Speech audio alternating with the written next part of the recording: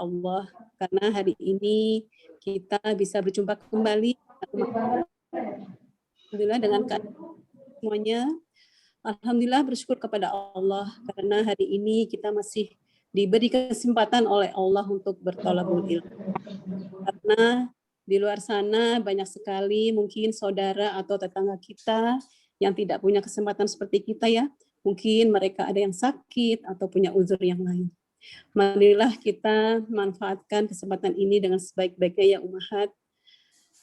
Salawat dan salam tidak lupa kita haturkan kepada suri tauladan kita Rasulullah Muhammad SAW beserta keluarga dan sahabatnya serta kepada umatnya yang senantiasa istiqomah dalam sunnah-sunnahnya. Amin amin ya rabbal alamin.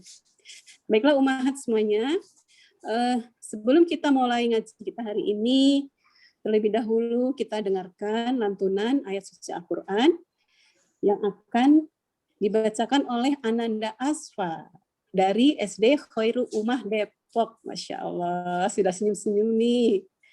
Yang akan membacakan Quran surat Al-Muzammil. Ya, silakan Ananda Asfa. Itu speakernya dibuka dulu ya. Nah, di unmute. Assalamualaikum warahmatullahi wabarakatuh. Waalaikumsalam warahmatullahi wabarakatuh.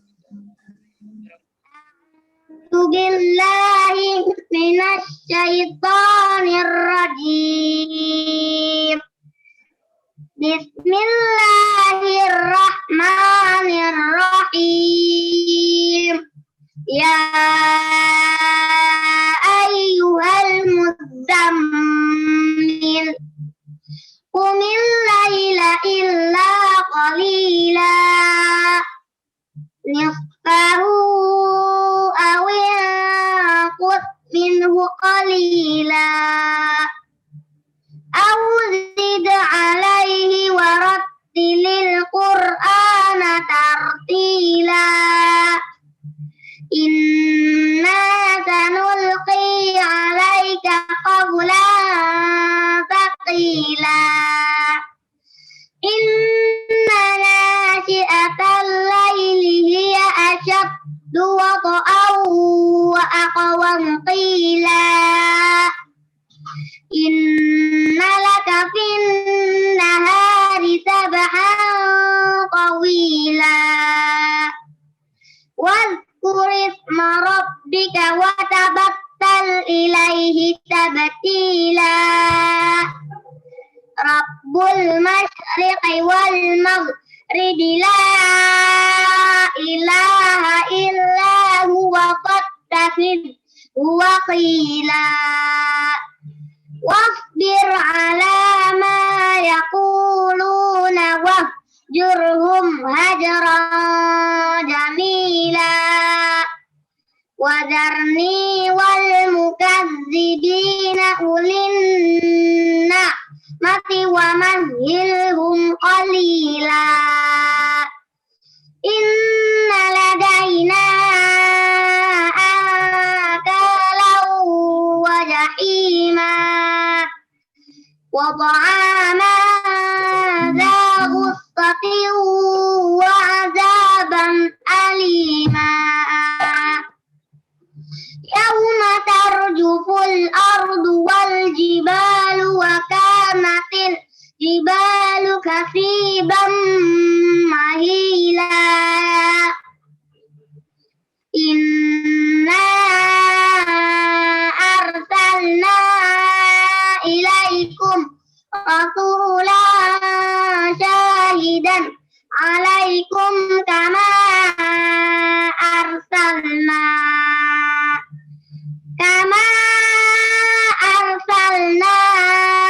ila fir'auna rasula. Fa'asa fir'aunur rasula fa'aqadnahu akhdan wabila. Fakaifa tattaquna in kafartum wa yawman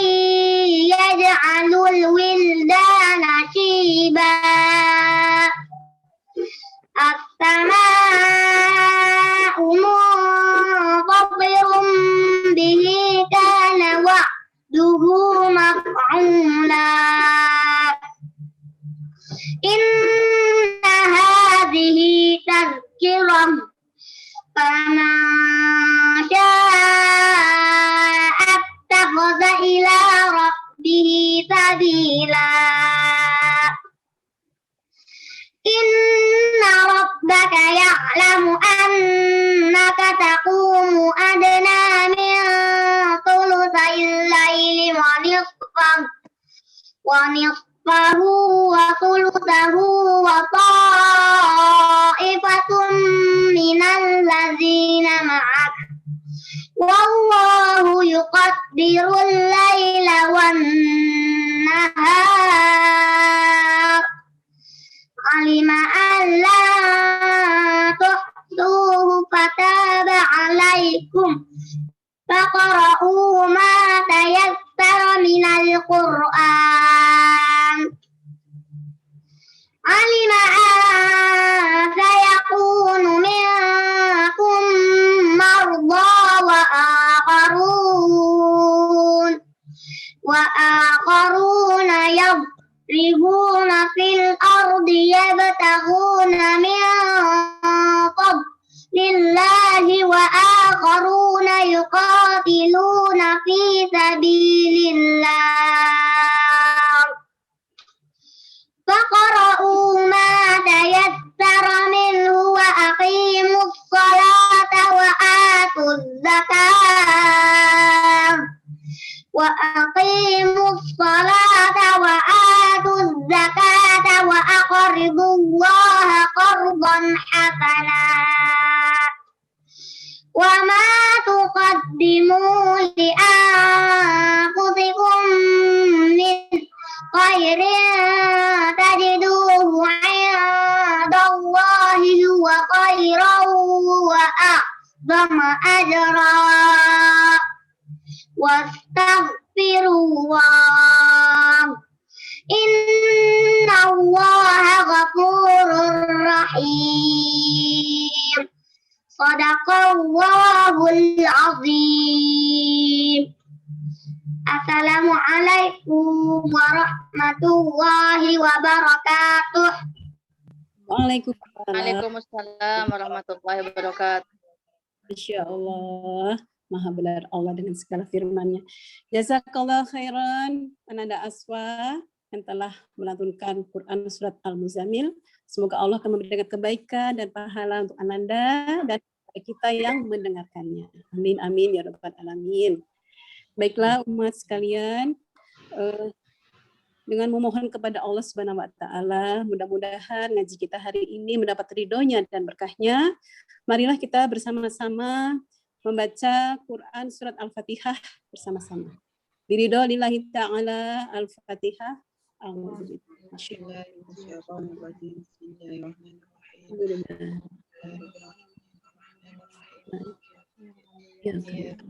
وإياك نستعين اهدنا الصراط المستقيم صراط الذين أنعمت عليهم غير المغضوب عليهم.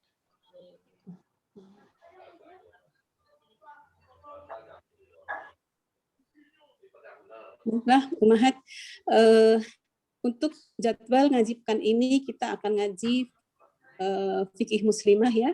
Temanya adalah mahram.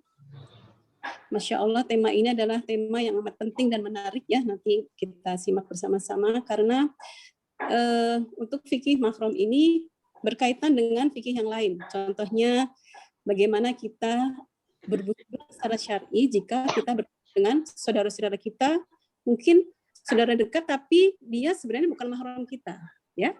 Baiklah, tidak berpanjang lebar, untuk menyikat waktu dan tempat saya persilakan kepada Ustazah Ifah. Tafadhol Ustazah. Baik. Bismillahirrahmanirrahim. Assalamualaikum warahmatullahi wabarakatuh. Waalaikumsalam warahmatullahi wabarakatuh. Suara saya terdengar dengan jelas, Ibu-ibu? Jelas, Ustazah. Jelas. Ya. Baik. Bismillahirrahmanirrahim. Alhamdulillahirabbil alamin wa bihi nasta'in ala umuri dunya waddin. Wassalatu wassalamu ala sayyidil mursalin wa ala alihi wa sahbihi wa barik wa sallim ajma'in. Allahumma sholli ala Muhammad wa ala ali Muhammad. Puji syukur kita haturkan kepada Allah Subhanahu wa taala. Alhamdulillah di aktivitas siang ini Allah masih memberikan kesempatan kita untuk bertolabul ilmi. Pada hari ini kita akan membahas tentang fikih wanita ya. Alhamdulillah saya ucapkan juga terima kasih atas waktu dari ummahat semuanya, ahwati fillah yang sudah meluangkan waktunya, yang biasanya jam segini waktunya santai ya, waktunya santai dari aktivitas pagi, tapi subhanallah, masya Allah, di sini masih meluangkan waktunya. Insya Allah ini adalah satu catatan khusus gitu ya, yang nanti akan dicatat oleh malaikat sebagai pemberat amal kita nanti di akhirat kelak. Amin ya robbal alamin. Baik, langsung saja kita akan membahas tentang mahram ya. Mahram itu seperti apa, dan biasanya kalau orang Indonesia itu menyebutnya muhrim ya. Apa bedanya mahram dan muhrim?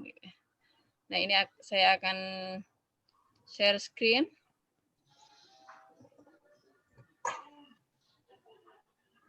Ya. Sudah tampak di ibu-ibu semuanya? Belum. Sudah, Ada yang Bun. belum ya? Sudah, alhamdulillah. Baik, di sini kita membahas tentang mahram ya. Nah, di sini mahram secara bahasa ini ya, fil lughah itu artinya secara bahasa artinya diddul halal.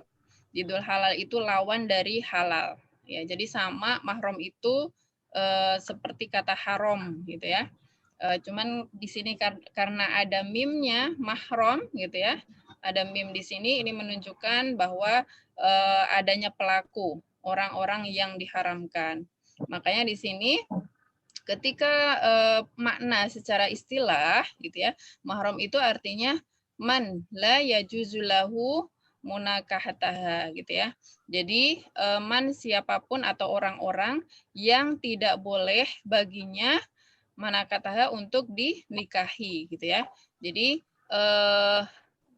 orang-orang yang tidak boleh dinikahi gitu ya, itu mahram secara istilahi. Kemudian dalam bahasa kitab gitu ya, jadi ada istilah khusus gitu ya yang disampaikan beberapa kitab. Kalau ibu-ibu akan mempelajari kitab-kitab fikih yang detailnya, di situ ada yang menyebutkan muharramat atau mahramiyah atau hurmah, itu sama, maknanya itu adalah mahram. Kemudian kalau di Indonesia sendiri, istilah Indonesia ada yang menyebutkan mahram, ada yang menyebutkannya muhrim. Nah, ini tadi yang sudah muncul pertanyaan ya, apa sih perbedaan antara mahram dan muhrim? Nah, muhrim ini kalau di Indonesia itu disebutnya orang yang bukan mahram. Orang yang bukan mahram itu disebut muhrim. Nah, kalau mahram itu diistilahkan di Indonesia itu status gitu ya. Status seseorang terhadap orang lain, di situ apakah mahram atau tidak. Nah, kalau kembali lagi ke bahasa Arab, yang benar itu adalah mahram gitu ya. Sedangkan muhrim di sini adalah orang-orang yang melakukan ihram, itu disebut dengan muhrim. Terus bagaimana kita membahasakannya? Ya kita upayakan, kita biasakan menyebutnya dengan mahram gitu ya. Nah, selanjutnya di sini mahram ini ada dua macam ya. Ada yang mu'abbadah, ada yang mu'aqqatah gitu ya. Nah, mu'abbadah itu apa? Mahram yang selamanya ya. Jadi dia itu tidak akan berubah, tidak akan ada perubahan. Yang tadinya sebelum mahram menjadi mahram tidak seperti itu. Tetapi sejak lahir seseorang itu akan mempunyai mahram gitu ya. Status mahram terhadap orang lain secara selamanya gitu ya. Tidak berubah-ubah. Sedangkan yang muaqqatah, nah di sini mahram yang sementara gitu ya. Jadi dia bisa berubah ketika ada sebab yang lain. Nah di sini kita akan detailin lagi Kemudian apa yang membedakan antara yang mu'abbadah dengan mu'aqqatah? Nah, di sini untuk yang mu'abbadah, di sini boleh terlihat aurat kecil. Apakah ada aurat besar atau aurat kecil? Ini sebenarnya boleh menampakkan aurat gitu ya di depan mahram tersebut. Auratnya itu seperti apa? Aurat kecil itu ya misalkan rambut gitu ya, tempat perhiasan perempuan itu boleh diperlihatkan. Apa saja di situ? Yaitu tempat telinga ini ya, tempat anting. Nah, berarti di situ termasuk kepala, kemudian leher, tempat kalung, kemudian tempat gelang gitu ya, perhiasan perempuan itu adalah gelang. Nah, gelang ini dibiasakan dengan uruf atau kebiasaan orang Arab ketika turunnya ayat ini. Nah, gelang yang biasa digunakan oleh orang Arab itu biasanya sampai ke siku gitu ya. Nah, gelang itu biasanya dipakai oleh orang Arab itu sampai ke siku, atau ketika kita mempunyai gelang itu kalau yang memungkinkan itu ketika kita angkat tangan ke atas itu ya sampai ke siku saja gitu ya.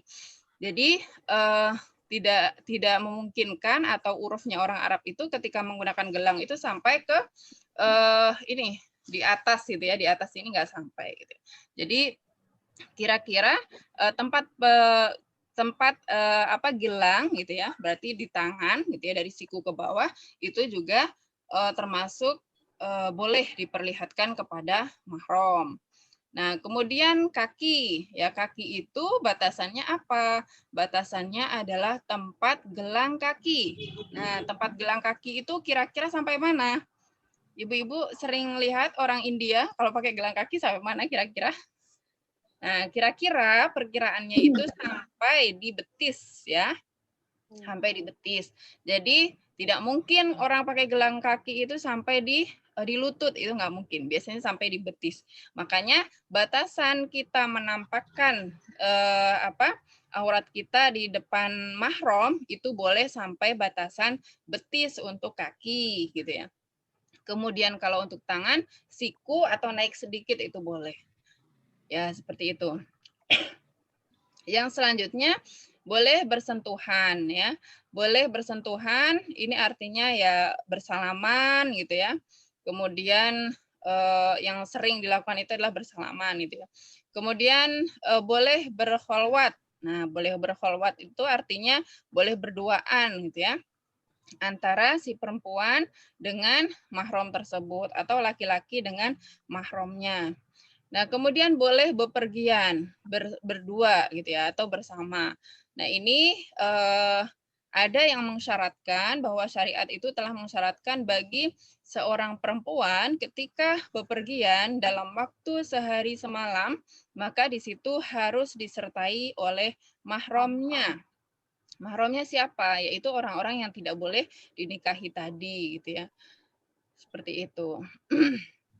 Termasuk juga di sini ketika seseorang muslimah ingin pergi berhaji ya, berhaji atau umroh, maka di situ diharuskan atau diwajibkan untuk ditemani oleh mahram.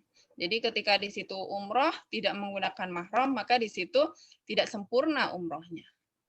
Kemudian kalau yang mu'aqqatah di sini haram terlihat aurat kecil. Jadi sama seperti terhadap ajnabi ya, atau orang lain gitu ya, atau perempuan lain. Nah, di sini haram terlihat aurat kecil artinya ya rambut itu tidak boleh diperlihatkan. Tetap yang boleh diperlihatkan hanya wajah dan tangan gitu ya, tangan sampai pergelangan tangan.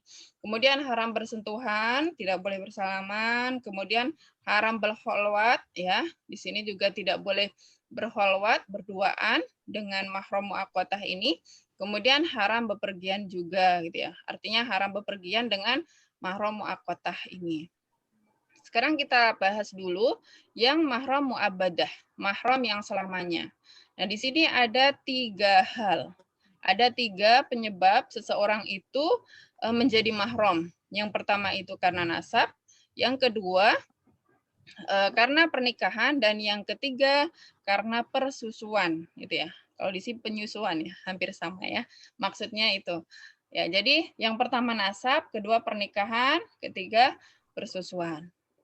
Kita akan bahas dulu di sini dalilnya apa gitu ya, yang menjelaskan bahwa ada ketentuan mahram di dalam Al-Qur'an. A'udzubillahi minasyaitonirrajim. Wala tankihu ma nakaha aba'ukum minan nisa'i illa ma qad salaf innahu kana fahishatan wa maqta wa sa'a sabila. Dan janganlah kamu menikahi perempuan-perempuan yang telah dinikahi oleh ayahmu, ya. Berarti di sini ibu tiri ya. Kemudian kecuali kejadian pada masa yang telah lampau. Sungguh perbuatan itu sangat keji dan dibenci oleh Allah dan seburuk-buruk jalan yang ditempuh. Kemudian di ayat ke-23, nah ini sangat sering ya kita dengarkan. Hurrimat alaikum ummahatukum wa banatukum wa akhawatukum wa ammatukum wa khalatukum wa banatul akhi wa banatul ukhti wa ummahatukum allati ardanakum wa akhawatukum minar radha'ah wa ummahatu nisaikum wa rabaikum allati fi hujurikum min nisaikum allati dakhaltum bihin fa in lam takunu dakhaltum bihinna fala junaha 'alaikum wa halailu abnaikum alladzina min aslabikum wa an tajma'u bainal ukhtaini illa ma qad salaf innallaha kana ghafurur rahima. Ya, di sini diharamkan atas kamu menikahi ibu-ibumu, anak-anakmu yang perempuan, saudara-saudaramu yang perempuan, saudara-saudara ayahmu yang perempuan berarti bibi, saudara-saudara ibumu yang perempuan, bibi juga dari ibu, anak-anak perempuan dari saudara-saudaramu yang laki-laki, berarti ini ponakan ya. Anak-anak perempuan dari saudara-saudaramu yang perempuan, nah ini juga ponakan, ibu-ibumu yang menyusui kamu. Nah, di sini ada apa khusus gitu ya. Ibu-ibu yang menyusui berarti ibu susuan, saudara-saudara perempuanmu sesusuan ya. Jadi saudara perempuan yang disusui gitu ya. Kemudian ibu-ibu istrimu atau mertua. Anak-anak perempuan dari istrimu, anak tiri yang dalam pemeliharaanmu dari istri yang telah kamu campuri. Dengan catatan di sini telah dicampuri. Tetapi jika kamu belum campur dengan istrimu itu dan sudah kamu ceraikan, maka tidak berdosa kamu menikahinya. Dan diharamkan bagimu istri-istri anak kandungmu, yaitu menantu, dan diharamkan mengumpulkan dalam pernikahan dua perempuan yang bersaudara, kecuali yang telah terjadi pada masa lampau. Sungguh Allah Maha Pengampun, lagi Maha Penyayang. Ya, jadi sebentar.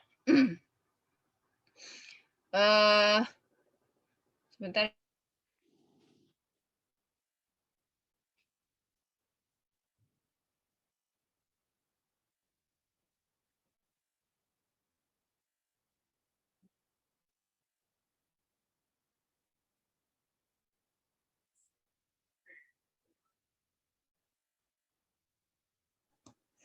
Ya.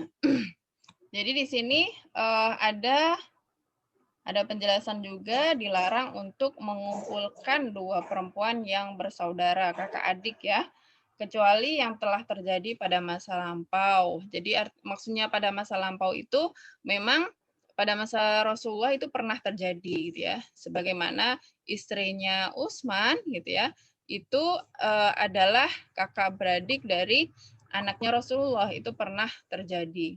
Nah, kemudian ketika turun ayat ini maka dihapuskan ya yang sebelumnya. Nah, kita akan pelajari mahram karena nasab. Di sini ada 7. Ya, di sini mahram karena nasab. Nah, di sini nomor 1 adalah ibu ya. Jadi ini laki-laki ya, laki-laki dia tidak boleh menikahi ibunya. Kemudian yang kedua, anak perempuannya, jadi atas ke bawah gitu ya, anak perempuan. Kemudian yang ketiga adalah saudari, nah, saudari dari laki-laki tersebut. Ya. Kemudian yang keempat keponakan, ya keponakan dari saudara laki-laki ataupun dari saudara perempuan. Ini keponakan yang nomor 5. Kemudian yang nomor 6 ini adalah bibi, ya. Bibi dari ibu, ya. Ini bibi dari ibu. Kemudian yang ketujuh bibi dari ayah. Kemudian di sini ada saudari. Ini saudari ini maksudnya apa? Ini adalah saudari dari ibu yang lain gitu ya. Misalkan saudara apa ya namanya? Saudara tiri ya. Jadi misalkan ayah itu menikahi istri lagi, menikah 2 kali. Nah, kemudian punya ibu apa namanya? Ibu yang kedua, ibu tiri. Nah, di situ ketika ibu tiri itu mempunyai anak dari hubungan dengan ayahnya kandung, ayah kandung, maka dia termasuk saudari. Maka dia pun juga masuk mahramnya ya. Nah, kemudian di sini ada penjelasan atau baqatul ula awil mubasyarah min furu'il ajdadi wal jadati. Nah, di sini sampai ke atas, turunan ke atas. Turunan ke atas itu siapa? Di atasnya ibu itu ada siapa?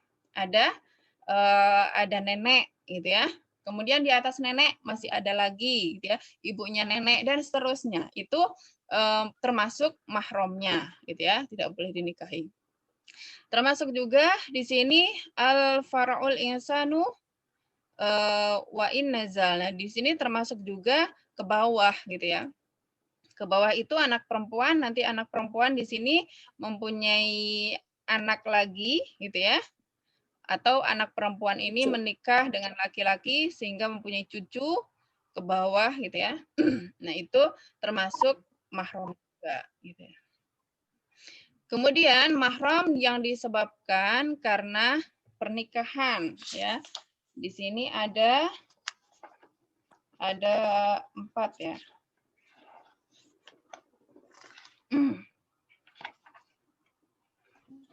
Nah, yang pertama adalah istri ayah. Nah, di sini adalah istri ayah ya. Kalau ibu itu kan tadi ya sudah masuk ke nasab. Nah, kalau di sini istri ayah berarti di sini ibu kedua atau ketiga atau keempat gitu ya. Di sini istri ayah dia juga termasuk mahramnya si laki-laki tersebut. Ya, kemudian si laki-laki mempunyai istri. Nah, di sini ada mertua gitu ya. Berarti ibu mertua di sini juga sebagai mahramnya si laki-laki tersebut. Nah, kemudian untuk yang istri ayah atau ibu tiri, di sini ada ketentuannya ketika sudah ada duhul. Duhul itu berarti sudah berhubungan ya antara ibu tiri dengan ayah tersebut, maka dia menjadi mahram terhadap laki-laki. Tetapi ketika di situ belum terjadi duhul gitu ya, atau belum terjadi jima, maka dia ghair mahram atau tidak mahram ya. Kemudian laki-laki kemudian mempunyai anak laki-laki. Nah, istri dari anak laki-laki ini disebut apa? Mantu ya. Mantunya, menantunya itu juga mahram. Nah, kemudian di sini ada anak tiri. Anak tiri misalkan istri mempunyai anak tiri, berarti anak bawaan istri. Maka di situ dia mahram juga terhadap laki-laki. Dengan catatan apa? Sudah ada interaksi atau campur ya antara laki-laki ini dengan istri. Itu pembahasannya. Kemudian kalau untuk dalilnya sama ya seperti yang dalil tadi di surat Surat An-Nisa ayat 22 sampai 23. Nah, yang selanjutnya ini yang persusuan. Nah, ini terkadang kita kurang paham gitu ya atau kurang detil Dan ternyata untuk persusuan ini lebih banyak daripada yang karena nasab dan karena ikatan pernikahan, gitu ya. Disebutkan di sini, ya di sini ya, ini adalah laki-laki. Seorang laki-laki ke atas dulu karena persusuan. Di sini ibunya, ini ibu susuan ya, bukan ibu kandung. Ibu susuan dia menjadi mahram. Nah, kemudian bibinya, bibi itu bisa adiknya ibu atau kakaknya ibu yang perempuan, dia juga mahram. Kemudian ibu ini ke atas, gitu ya. Ke atas itu berarti ibunya ibu atau nenek, itu juga mahram. Nanti ke atas lagi, ibunya nenek, dia juga mahram. Ke atas terus dia mahram. Ya, kemudian suami. Nah, ternyata suami pun, suami atau apa ayah susuan ya jadinya. Ya, suami dari ibu yang menyusui laki-laki tersebut mempunyai ibu, gitu ya. Nah, dia juga mahram bagi laki-laki tersebut, gitu ya. Nah, di sini nenek dari pihak ayah susuan. Kemudian naik terus sampai mbahnya, sampai apa ya, bahasanya tecanggah dan sebagainya, gitu ya. Nah, kemudian bibi dari pihak suami pun juga di situ dia mahram, gitu ya. Nah, kemudian di sini ada tambahan, anak perempuan suami susuan. Nah, kalau misalkan suami ini mempunyai anak perempuan, ya, yang bukan dari ibu ini ya, yang bukan dari ibu ini berarti mempunyai istri lagi, gitu ya. Nah, kemudian mempunyai anak lagi. Nah, di situ anaknya itu juga mahram dengan laki-laki tadi, gitu ya. Karena akibat persusuan, gitu ya. Nah, kemudian istri lain dari suami susuan. Istri yang lain dari suami susuan. Nah, ini punya istri lagi, gitu ya.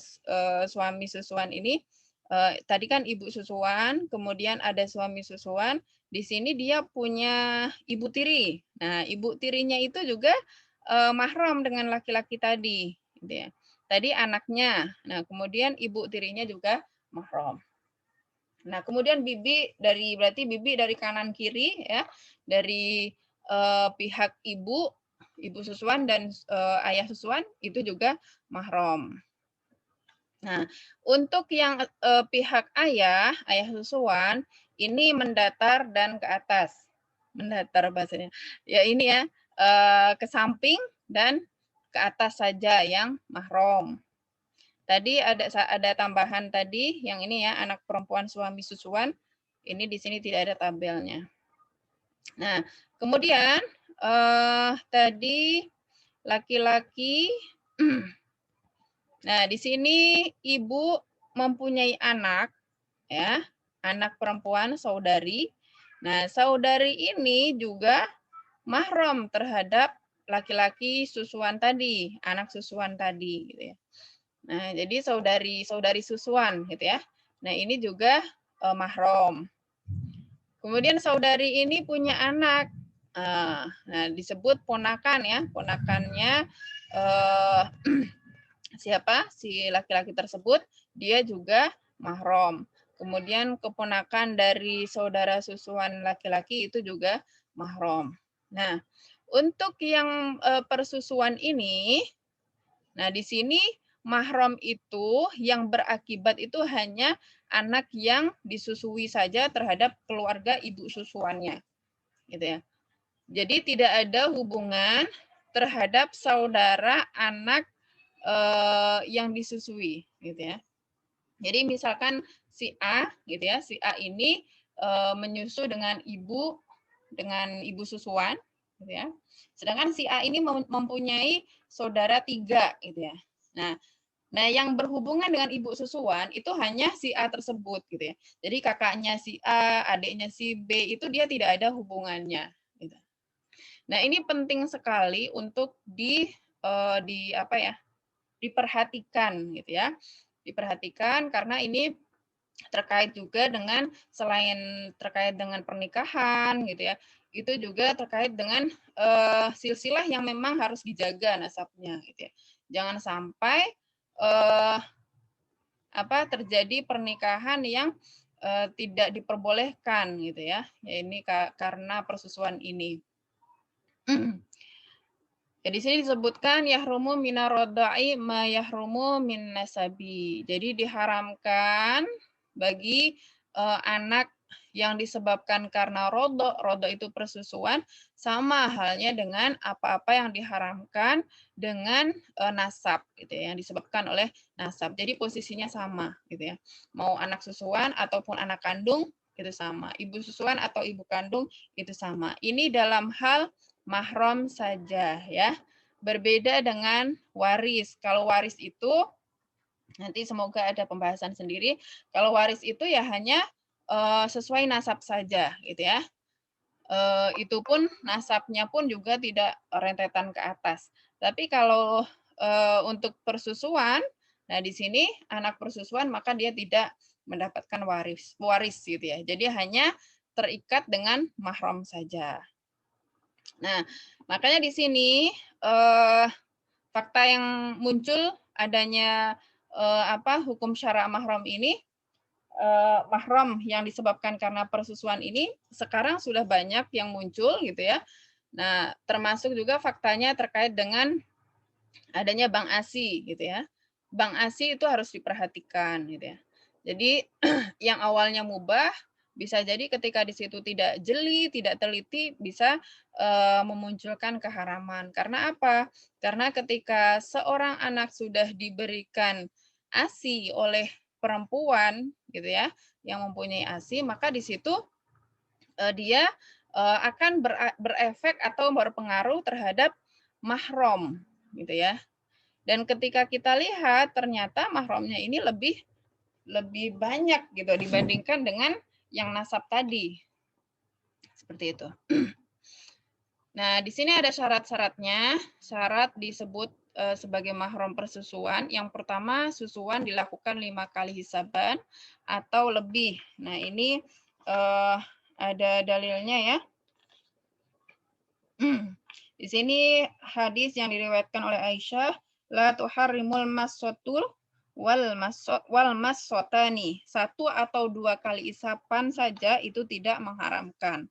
Jadi kalau hanya 1 atau 2 kali isapan ASI dan tidak mengenyangkan, maka di situ tidak mengharamkan. Tetapi di sini yang sampai mengharamkan ini adalah 5 kali, minimal 5 kali hisapan atau lebih. Bahkan ulama itu menyebutkan 5 kali hisapan itu sampai batasnya itu sampai anak itu kenyang. Ya, kenyang itu seperti apa gitu ya. Kenyang itu kalau misalkan anak yang nenen gitu ya, dia itu sampai ngelepehin sendiri gitu. Jadi tidak dipaksa dilepas gitu, tidak gitu. Tapi memang sampai dilepaskan sendiri oleh si anak tersebut. Kemudian dilakukan pada usia 2 tahun pertama usia anak. Jadi di bawah usia 2 tahun ya. Maka di sini baru disebut sebagai mahram persusuan. Nah, terus bagaimana? Kan sekarang itu banyak ya, banyak fenomena, ada yang disebut dengan anak angkat. Nah, sebenarnya dalam Islam itu ada tidak anak angkat? Ternyata dalam Islam itu tidak ada yang disebut dengan anak angkat gitu ya. Anak adopsi itu tidak ada. Ya, di situ disebutkan ketika Zaid itu termasuk anak angkatnya Rasulullah, kemudian Rasulullah pernah ingin menyebutkan Zaid bin Muhammad gitu ya. Akan tapi ada ayat yang menyebutkan bahwa tidak diperbolehkan untuk menasabkan anak angkat kepada orang tua angkat. Terus bagaimana? Ya harus binnya itu adalah bin ayah yang sebenarnya, tidak boleh bin ayah yang mengasuh gitu ya atau mengangkatnya. Nah, kemudian di sini ada hikmahnya juga, kenapa di sini ada mahram persusuan, maka di situ ketika menginginkan anak angkat gitu ya, maka di sini hendaklah atau diupayakan adanya mahram persusuan gitu ya, biar jadi mahram gitu ya, biar jadi mahram anak tersebut disusukan. Nah, kita bisa lihat tabelnya di sini. Kalau misalkan si ibu angkat ini tidak bisa memberikan ASI, nah dia boleh meminta tolong kepada bibinya. Nah, di sini bibi dari anak angkat tersebut. Bibi dari anak angkat. Maksudnya adiknya atau kakaknya yang perempuan ya, bibi dari ibu atau bibi dari suami. Nah, ketika di situ si anak tersebut sudah dapat ASI gitu ya. Sudah dapat ASI dari bibinya ini, maka dia akan jatuh ke mahram. Jadi anak angkat tersebut plus anak yang anak susuan. Jadi dia ada mahramnya. Karena ketika di situ anak angkat yang sudah baligh dan dia bukan mahram, maka ya tidak boleh tinggal satu rumah gitu ya dengan misalkan anak angkatnya ini perempuan atau ya misalkan laki-laki. Nah, dia tidak boleh satu rumah dengan ibu angkatnya gitu ya. Kenapa? Ya karena dia tidak mahram. Nah, terus solusinya bagaimana? Kalau pada zaman Islam ya di situ diberikan atau dititipkan ke negara gitu ya, dikembalikan ke negara. Ya, kalau sekarang ya kalau solusi secara syar'inya ya dibuatkan rumah yang dekat dengan kita gitu ya. Atau bagaimana gitu ya solusinya. Nah, kemudian di sini dilakukan pada usia 2 tahun pertama usia anak ya. Kemudian yang muaqqatah. Nah, yang muaqqatah ini adalah untuk mahram yang terbatas gitu ya atau tidak selamanya. Ya, di sini yang pertama ya adanya mengumpulkan bainal ukhtaini gitu ya. Jadi menikahi dua wanita yang bersaudara di sini tidak diperbolehkan. Karena apa? Karena di sini disebutkan dalam ayatnya tadi disebutkan wa antajma'u bainal ukhtaini illa ma qad salaf gitu ya. Di situ diharamkan mengumpulkan dua perempuan yang bersaudara kecuali pada masa lampau gitu ya. Kemudian kalau di ayatnya kan hanya itu. Nah, di sini banyak tambahannya, ini dari hadis ya. Kalau yang muaqqatah yang sering kita dengar dari ayat tersebut insya Allah semuanya sudah paham ya. Nah, di sini dalil yang selanjutnya di sini dari hadis. Di sini ajam'u bainal mar'ati wa ammatiha au khalatiha. Nah, di sini menikahi wanita dengan bibi. Ya, jadi double gitu ya. Dia poligami si perempuan dengan satu wanita, kemudian dengan bibinya perempuan tersebut. Baik bibi dari pihak ibu ataupun dari pihak ayah gitu ya. Maka di situ juga tidak boleh gitu ya.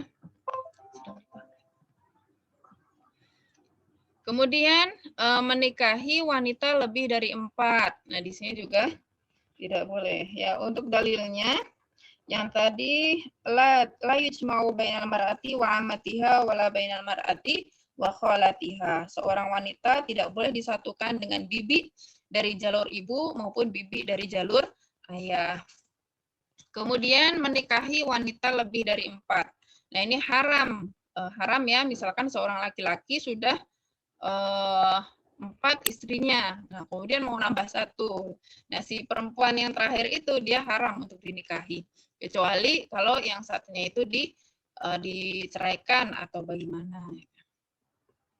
Nah, sepertinya kalau yang ini kayak nggak mungkin gitu ya. Tapi ya tetap aja ada gitu ya. Seperti itu. Kemudian al-musyrikat wal-wasaniyah. Gitu ya. Di sini adalah wanita musyrik. Nah, jadi wanita musyrik itu haram dinikahi. Jadi kalau misalkan laki-laki Islam melihat ada wanita yang musyrik, gitu, yang musyrik itu termasuk di situ kafir ya, kafir dan musyrik, maka di situ haram dinikahi. Haramnya kapan? Di sini disebutkan sementara karena setelah dia masuk Islam maka dia boleh dinikahi. Kemudian yang di sini sementaranya gimana gitu ya? Ya sementara itu artinya misalkan sekarang menikahi kakaknya, kemudian kakaknya itu meninggal gitu ya, si wanita yang kakaknya itu meninggal. Nah kemudian ketika sudah meninggal, jadi di situ sudah cerai meninggal, maka di situ mahramnya itu sudah hilang gitu ya. Yang tadinya itu mahram muaqqatah kemudian hilang. Nah, selanjutnya boleh menikahi adiknya. Termasuk nomor 2.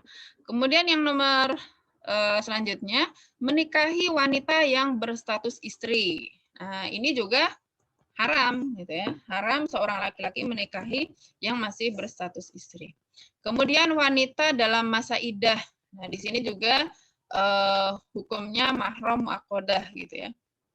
Yang terakhir, wanita yang ditolak bain kubro gitu ya. Tolak bain kubro itu seperti apa? Tolak yang sudah 3 kali talak, kemudian dia akan boleh dinikahi ketika si perempuan itu sudah menikah dengan laki-laki lain, kemudian dicerai, kemudian baru boleh menikah dengan laki-laki yang pertama. Nah, ini untuk konsekuensinya seperti yang tadi sudah saya sampaikan di depan, bahwa mu'aqqatah dengan mu'abadah itu berbeda gitu ya. Konsekuensi mahramnya itu berbeda. Nah, jangan sampai disamakan gitu ya. Kemudian di sini ada diagram untuk kita ya, diagram mahram untuk kita sebagai seorang perempuan. Ya, sebentar. Nah, di sini saya di sini kalau ini apa namanya? Universal ini ya. Kita gambarkan kita saja ya, kita sebagai muslimah gitu ya. Kemudian kita mempunyai saudara laki-laki ya. Nah, kita mempunyai saudara laki-laki, maka di situ dia adalah mahram kita. Kemudian ketika kita mempunyai menantu, dia juga mahram kita. Punya anak laki-laki jelas, kemudian punya, nah ini menantu di sini berarti laki-laki ya, laki-laki. Jadi anak kita perempuan, kemudian menantunya laki-laki. Nah, kemudian cucu kita ini juga mahram. Nah, kemudian di sini ada saudara kita. Saudara di sini berarti saudara perempuan.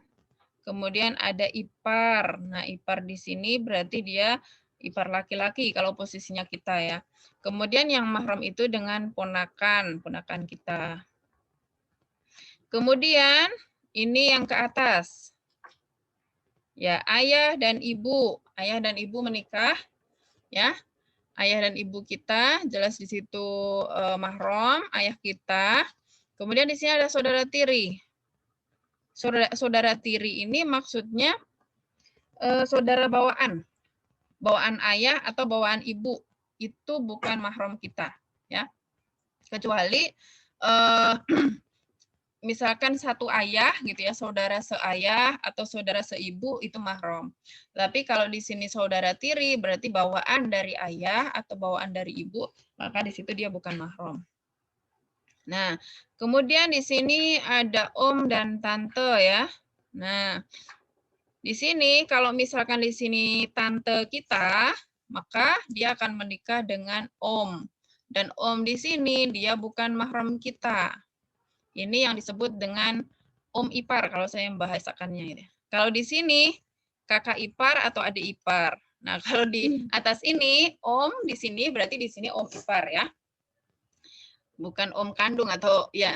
Nah, kemudian di ke atas ini ada kakek ada nenek. Kemudian nah di sini ke pasangan kita ada mertua kita. Nah, di sini juga mahram. Kemudian kakek gitu ya. Ya. Bawa ke sini deh. Nah, kemudian ada kakek. Nah, kakek di sini juga mahram gitu ya. Kakek dari mertua itu juga mahram kita gitu ya. Kakek dari suami gitu ya. Ini juga mahram kita, ke atas itu juga mahram. Nah, kemudian anak tiri dari pasangan kita. Nah, ini anak tiri di sini ya bawaan. Kemudian sudah ada ini ada love di sini, artinya sudah berhubungan ya. Anak tiri, cucu tiri dan seterusnya. Ya. Ya. Ini dulu ya yang saya sampaikan. Semoga ada gambaran. Saya mohon izin dulu Mariam minta bantuan sebentar. Saya serahkan ke Bu Ani dulu, barangkali bisa dibuka sesi tanya jawab. Silakan Bu Ani.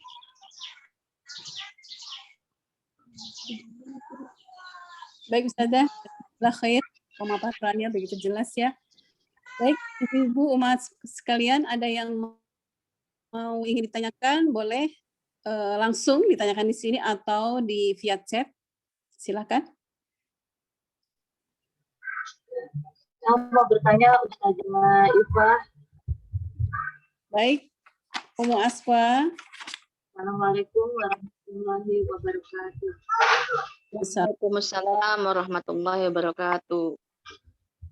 Apakah Bapak dari peminang dibolehkan melihat wanita pinangan anaknya dan duduk bersama? Bapak dari? Apakah Bapak dari peminang dibolehkan melihat wanita pinangan anaknya dan duduk bersama?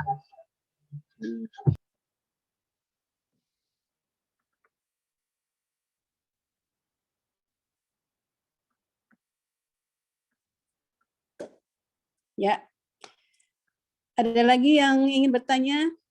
Silakan Umahat sambil menunggu Ustazah Ifah.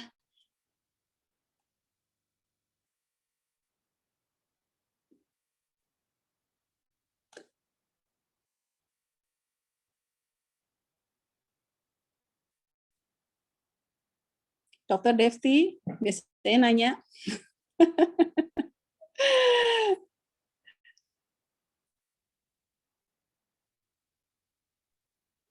Ini dari KPK. Assalamualaikum Ustazah. Waalaikumsalam. Waalaikumsalam warahmatullahi. Ustazah, ada yang mau ditanyakan, kan tadi kan apabila kita umroh harus ada mahramnya. Ya. Tapi kalau misalnya terdesak nggak ada gitu, siapa yang bisa badalin itu mahramnya? Oh, badalin mahram ya. Oke, baik. Terima kasih. Sama-sama. Jadi kalau nggak ada mahram ya, ini sering terjadi nih, kakak saya kemarin juga mau umroh, tapi karena biayanya cuma satu bisanya, jadi susah mahramnya siapa. Terima kasih Ustazah. Iya, tunggu ya umurannya ya, sebentar jawabannya. Baik, ada lagi yang ingin bertanya, Umahat?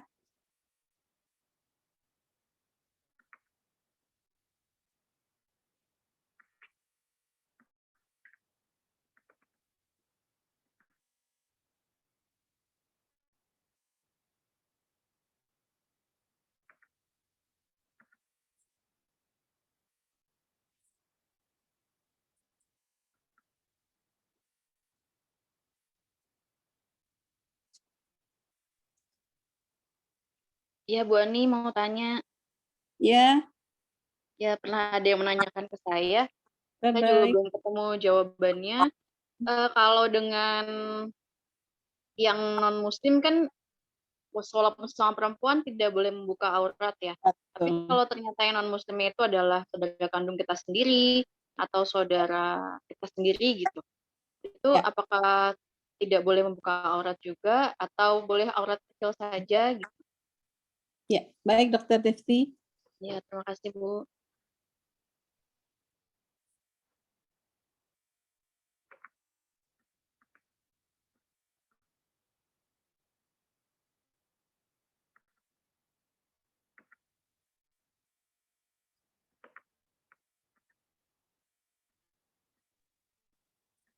Oh iya Bu, maaf satu lagi.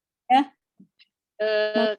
Kan tadi yang kalau nasab itu nggak boleh ke bapak adopsi ya, karena ada kasus saudara saya, dia mengadopsi anak, tapi dari bayi merah gitu, jadi nggak tahu bapak ibunya tuh siapa gitu, sampai sekarang pun dirahasiakan. Dan itu anak perempuan. Nanti untuk menikahkannya itu bagaimana ya? Kemudian BIN-nya juga gimana gitu kan, sampai sekarang nggak ketahuan siapa bapak ibunya, jadi seolah-olah anak kandung padahal itu adalah anak adopsi gitu. Iya. Terima kasih Bu Ani.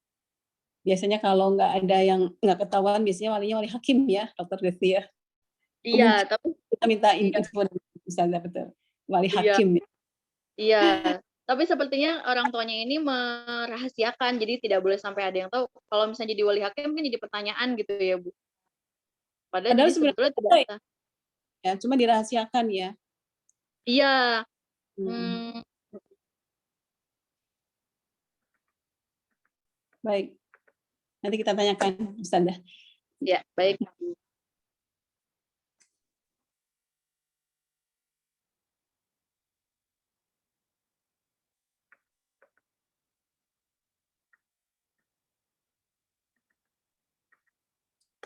Memang Dr. Desti sekarang tuh sebenarnya banyak ya mereka adopsi, tapi memang seolah-olah tidak, orang tua kandungnya tuh tidak boleh Betul, berguna. betul.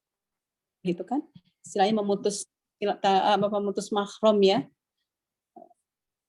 Karena jadi apalagi kalau dia orang terpandang dan tidak punya anak, dapat menjatuhkan kehormatan mungkin ya, nama baik seperti itu. Padahal Islam nggak begitu cara ngaturnya. Iya, betul, Bu. Jadi kita juga sebagai saudara bingung ngasih taunya gimana. Harus diajak ngaji, dokter. Iya, iya, sepertinya. Sabar ya Ummahat, tunggu sebentar ini Ustazah Ifah. Ini Mariam ini si kecil yang kecil. Kalau bisa jawab saya jawab deh. Ini sebetulnya seru banget ya, Bu ya. Boleh. Seru banget, Masya Allah Seru ini. banget, seru Akal banget. ya. Betul. Tadi itu ada apa? Item wanita musyrik itu termasuk orang kafir ya. Nah, itu. Gimana nanti kita kalau bertemu, apa kita boleh membuka aurat atau tidak? Ustazah sudah hadir. Sudah ya. Mariam. Oh, mana nih? Adik Mariamnya. Baru tidur, Masya Allah. Ada kakak-kakak, ada Iya. Ya. Baik, Ustazah Ifah. Pertama nih pertanyaan dari Umu Asfa. Afwan Umu Asfa, boleh diulang? Saya itu tadi agak kurang. So, Umu Asfa, boleh pertanyaannya diulang kembali dengan Ustazah Ifah? Ya, silakan. Apakah Bapak dari peminat dibolehkan melihat wanita pinangan anaknya dan duduk bersama? Dengaran Ustazah Ifah. Gimana saya kurang jelas juga terdengar. Bapak dari peminang ya. Bapak dari peminang, apakah boleh melihat calon pinangannya gitu ya? Bapak dari Meminang. Apakah Bapak dari peminang dibolehkan Melihat calon pinangan. melihat wanita pinangan anaknya dan duduk bersama? Oh iya. Calon mertua ngelihat calon mantu gitu ya. Oh, iya. Baik. Ini bapaknya juga mau ikut nazar ya. Apakah boleh gitu ya? Nah, sebenarnya ada pembahasan khusus ya tentang nazar itu. Apakah ada batasannya atau tidak, itu ada satu bab sendiri gitu ya. Dan untuk nazar ini yang selain wajah ya, yang selain wajah dan telapak tangan ini yang diperbolehkan hanya calon suami. Caranya gimana? Masa berdua kan nggak mungkin. Caranya bagaimana? Ya, kalau yang untuk dengan cara apa istilahnya dengan menjaga kehormatan si perempuan, maka calon suami itu dia akan meminta tolong dengan sesama perempuan. Ya. Jadi dia akan minta tolong dengan sama perempuan. Misalkan bagaimana gitu ya. Misalkan minta tolong ke ibunya gitu ya. Itu boleh gitu ya. Misalkan ibunya menceritakan kondisinya atau misalkan ke kakak laki-lakinya gitu ya. Misalkan kita minta tolong ke kakak laki-lakinya, coba diceritakan kondisinya itu seperti apa, itu boleh gitu ya. Yang saya pahami kalau calon mertua itu dia belum jadi mahram ketika dia belum terucap akad gitu ya. Jadi masih tetap batasan-batasan itu tetap harus ada gitu ya. Jadi tetap tidak boleh. Ya. Itu seperti itu, Umu. Jadi nazarnya pun di situ kalau untuk mertua ya hanya sebatas melihat wajah dan tangan gitu ya. Tapi kalau aurat kecil itu diperbolehkan, tetapi dengan cara meminta tolong siapa namanya saudara dari si perempuan tersebut gitu ya, bisa kakaknya gitu ya, atau minta tolong sama kakak calon suami yang perempuan gitu ya. Silaturahim ke si perempuan tersebut, kemudian ya kalau cuma ngobrol berdua kan boleh gitu ya dibuka aurat kecilnya gitu. Kira-kira seperti itu. Itu saja. Jazakallahu khair. Sudah jelas Mas Faya, baik. Baik, Ustazah Ifah, ada pertanyaan yang kedua. Ini dari Umu Rania. Jika akan pergi berangkat umroh ternyata tidak dengan mahram, ya, apakah boleh ada badal mahram, Ustazah?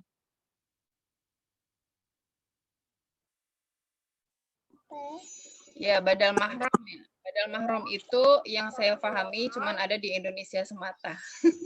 Di Indonesia semata.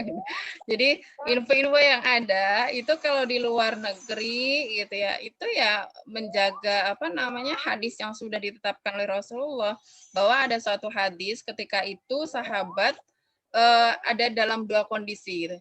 Yang pertama Rasulullah itu sedang mau melakukan jihad, yang satunya istri dari sahabat tersebut ingin haji gitu ya. Kemudian sahabat tersebut bertanya kepada Rasulullah, apa yang harus saya lakukan? Yang kamu lakukan adalah menemani istrimu untuk berhaji. Padahal jihad juga wajib kan? Gitu. Tapi si suami tersebut diminta untuk menemani istrinya. Itu yang menjadikan dalil gitu ya, dalil bahwa kewajiban adanya mahram ketika bepergian, termasuk ketika berhaji, gitu ya, haji dan umroh. Seperti itu. Ya, jadi bagaimana dengan fakta-fakta yang ada di Indonesia gitu ya? Ya, itu pasti ada sesuatu di baliknya gitu ya. Karena umroh yang ada di Indonesia itu terkadang kan ada faktor bisnisnya juga gitu ya. Ada faktor bisnisnya, berapa misalkan 1 bulan itu harus ada berapa yang tercapai, berapa peserta yang masuk ke sana gitu ya.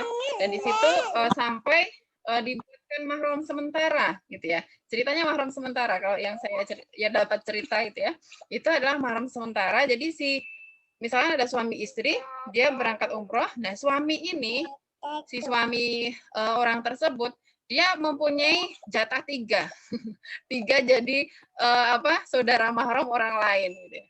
Kan kebayang ya kalau disebut mahram muaqqatah kan yang disebutkan ya tadi aja gitu ya. Tidak ada mahram sementara karena umroh itu tidak ada. Seperti itu. Terus bagaimana kita menghadapi hal seperti itu? Kalau misalkan ada keluarga atau saudara, ya kita ingatkan gitu ya, agar terpenuhi syarat sahnya gitu ya. Kemudian syarat-syarat sebelum berhaji itu dipenuhi gitu ya. Seperti itu. Begitu umurannya. Ya. Baik, Ustazah. Kalau misalkan mau daftar harus bareng nih sama suami. Iya. Bagaimana? Baik, Ustazah. Sudah jelas ya, Ustazah. Baik. Pertanyaan selanjutnya, Ustazah Ifah. Ini dari ini, jika ada saudara kandung yang non muslim, apakah kita boleh membuka aurat?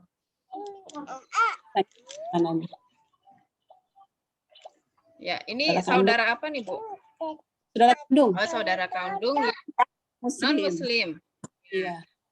Ya, jadi kalau saudara kandung itu berbeda ya. Tetap saja di situ karena masih termasuk nasab, dia boleh membuka aurat kecilnya, gitu ya. Tidak harus menggunakan hijab secara sempurna, tidak, gitu ya. Jadi kadang kan ada ya, misalkan satu rumah itu sebelumnya Nasrani, kemudian ada satu orang yang hijrah, gitu ya, mu'alaf. Nah, di situ si perempuan tersebut tidak harus menutup secara sempurna, menggunakan gamis, menggunakan kerudung lebar, tidak harus ketika di dalam rumah gitu ya. Dan ketika berhadapan dengan kakak kandung yang belum Islam, itu tidak apa-apa gitu. Jadi ya batasannya aurat kecil tadi gitu ya.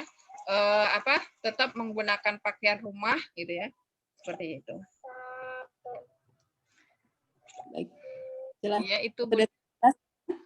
Iya, terima kasih Ustazah. Satu lagi nih dari Dr. Desti nih.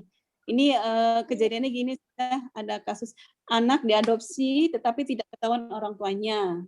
Kemudian jika akan menikah, walinya.